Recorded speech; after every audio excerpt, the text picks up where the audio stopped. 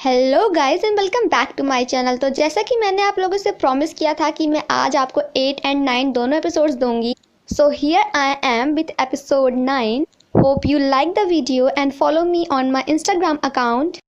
Follow my Instagram page. I put the link in description box below.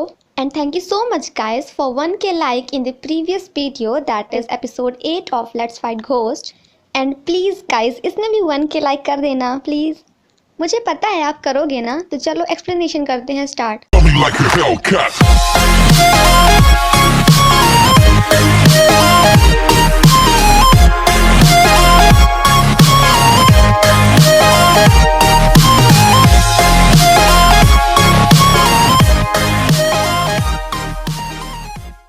Episode 9 की शुरुआत वहीं से होती है जहां हमारा बोंगपाल ह्यूनजी से कहता है कि प्लीज मुझे छोड़ के कभी मत जाना। जिसके बाद हमें एक घर दिखाया जाता है जहां पे एक लेडी घोस्ट एक आदमी को देख रही होती है एंड देन वह उसके पास जाती है और उसका गला पकड़ लेती है और ये सीन यहीं पे कट हो जाता है। जब ह्यूनजी एंड बोंगपाल घर पहुँचते हैं तो बोंगपाल ह्यूनजी से कहता है कि ह्यूनजी आजकल कुछ ज्यादा गर्मी हो रही है, सो अब से तुम मेरे रूम में सोया करो। और क्योंकि मैं गर्मी टॉलरेट नहीं कर सकता इसलिए मैं यहाँ पे सोऊंगा। मतलब भाई बहुत दिमाग चला रहा है।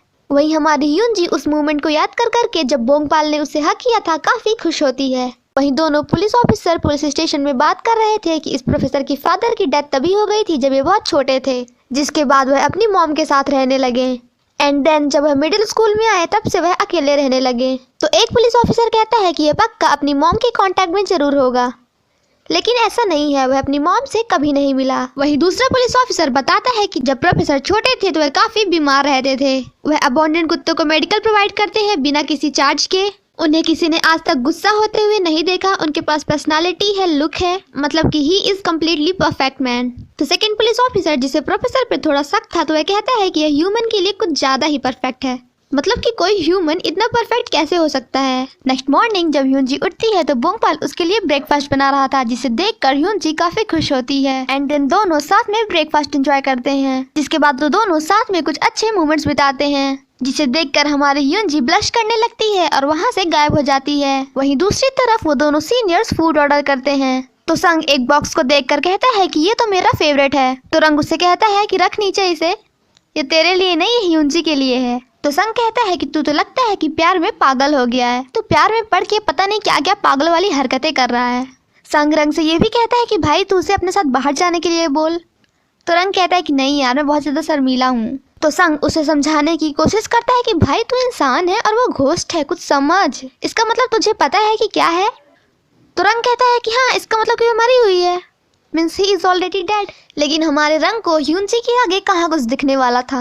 तभी संग लंच करने लगता है तो रंग कहता है कि भाई नीचे रख उसे, हम खाना तभी खाएंगे जब बोंगपाल एंड ह्यूनजी आएंगे। मतलब भाई दोस्त ना रहा। जब बोंगपाल उन दोनों सीनियर के पास पहुंचता है तो बेचारे किम इन रंग का दिल टूट जाता है जब उसे पता चलता है कि ह्यूनजी तो आई ही नहीं एंड संग उसे देखकर उसका काफी मजा लेता है। संग बोंगपाल को देख के कहता है कि तुम्हारे दिमाग में काफी कुछ चल रहा है।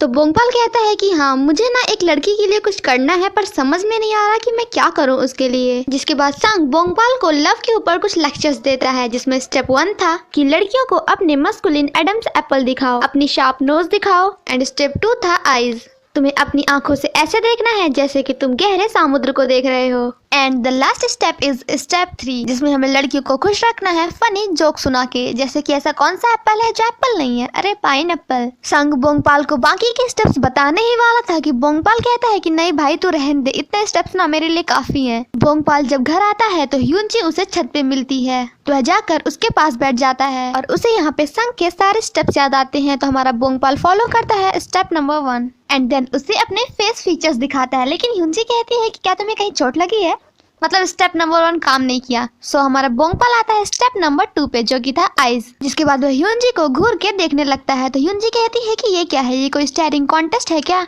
तो बोंगपाल कहता है कि नहीं बस मेरी थोड़ी आंखें ड्राई हो रही थी। And then the last step 3 वह ह्यूनजी को काफी फनी जोक सुनाता है। तो ह्यूनजी सोचती है कि भाई इसका कौन सा स्क्रू ढीला हो गया है, आज ये ऐसी हरकतें क्यों कर रहा है। जिसके बाद वो दोनों छत पे बैठकर मीट एंजॉय करते हैं। तो बोंगपाल कहता है कि और कुछ काम करे या ना करे पर मीट हर बार काम करता है। जब बोंगपाल सो रहा होता है तो ह्यूनजी उसके पास आती है तो बोंगपाल उससे कहता है कि अभी जाओ कल हम दोनों घूमने चलेंगे। तो ह्यूनजी कहती है कि क्या हम दोनों डेट पे जाएंगे। तो बोंगपाल कहता है कि हाँ तुम इसे भी इस तरह सोच सकती हो, नेक्स्ट मॉर्निंग बोंगपाल एंड ह्यूनजी काफी मस्ती करते हैं एंड देन बोंगपाल तैयार होकर नीचे जाता है एंड ह्यूनजी का वेट करता है।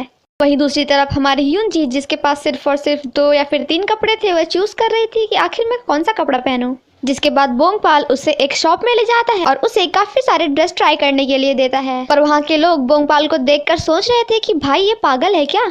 ह्यूनजी काफी सारे ड्रेस ट्राई करती है एंड एट लास्ट उनमें से एक ड्रेस बोंगपाल को पसंद आ जाती है। जिसके बाद वो दोनों साथ में घूमने जाते हैं, मूवी देखते हैं एंड काफी मस्ती करते हैं। पर जो भी बोंगपाल को देखता है उसे लगता है कि ये तो पागल हो गया है, क्योंकि ह्यूनजी किसी को भी नहीं दिखाई दे रही थी। एंड देन रात में पानी गिरने लगता है तो दोनों एक ही अम्ब्रेला को शेयर करते हैं। सेम नाइट जब ह्यूनजी घर में सो रही थी तो उसे अगेन अपनी थोड़ी बहुत मेमोरी फिर से याद आती है। जिसके बाद बोंगपाल वहाँ पे आता है और उसके पास जाकर बैठ जाता है। जिसके बाद दोनों साथ में क्वालिटी टाइम स्पेंड करते हैं। वहीं दूसरी तरफ हम प्रोफेसर को पुलिस स्टेशन में देखते हैं, जहाँ पुलिस ऑफिसर्स उनसे काफी सारे क्वेश्चंस कर रहे थे। तभी पुलिस ऑफिसर्स को पता चलता है कि एक लड़के ने सुसाइड कर ली है और उसने कहा है कि उसी ने योंजो को मारा है। एंड देन हमें यहाँ पे पता चलता है कि उस लड़के ने सुसाइड नहीं की है, बल्कि उसे तो खुद प्रोफेसर ने मारा है। जिसके बाद प्रोफेसर को वहाँ से फ्री कर दिया जाता है। नेक्स्ट मॉर्निंग जब बोंगपाल एंड ह्यूनजी कॉलेज जा रहे थे तो उन्हें प्रोफेसर अपने घर पे चाय के लिए इनवाइट करते हैं। जिसके बाद बोंगपाल एंड प्रोफेसर साथ में बैठकर टी एंजॉय करते हैं। वहीं दूसरी तरफ ह्यूनजी डॉग के साथ खेल रही थी। वह डॉग भागकर प्रोफेसर के रूम में चला जाता है, जिसके पीछे पीछे ह्यूनजी भी वहाँ चली जाती है। देन थोड़ी देर बाद प्रोफेसर भी वहाँ आ जाते हैं और वह ह्यूनजी के पास जाने ही वाले थे कि तभी वहाँ पे बोंगपाल आ जाता है। जिसके बाद बोंगपाल एंड ह्यूनजी वहाँ से बाहर आ जाते हैं एंड अंकल म्योंगचुल भी उन्हें वहाँ से बाहर आता देख लेते हैं। नेक्स्ट सीन में जब बोंगपाल अंकल म्योंगचुल के साथ घर में होता है तभी उससे उन्हीं दोनों सीनियर्स का कॉल आता है, तो ह्यूनजी को लेकर वहाँ से चला जाता है। जिसके बाद वो चारों उसी घर में उस आदमी के पास पहुँचते हैं जिसे हमने ड्रामा के स्टार्टिंग में देखा था। तब ह्यूनजी को उस आदमी की बॉडी के ऊपर एक गर्ल घोस्ट दिखती है, तो ह्यूनजी उसे पकड़ने ही वाली थी कि वह वहाँ से गायब हो जाती है। तभी ह्यूनजी का ध्यान एक फोटो में जाता है और हमें यहाँ पे पता चलता है कि वह लड़की कोई और नहीं बल्कि उसी की गर्लफ्रेंड थी। वहीं दूसरी तरफ अंकल म्योंगचुल घर में बैठकर बोंगपाल की स्कूल सेरेमनी देख रहे थे। तो वहीं दूसरी तरफ वो चारों उस घर से बाहर निकल आते हैं तो संग रंग से कहता है कि देखा, अगर तुम भी घोस्ट को लाइक करोगे तो तुम्हारी भी हालत ऐसी ही हो जाएगी। तो रंग कहता है कि अपनी आवाज धीमी कर, ह्यूनजी भी सुन लेगी। एंड जिसे सुनने के बाद ह्यूनजी को काफी बुरा लगता है।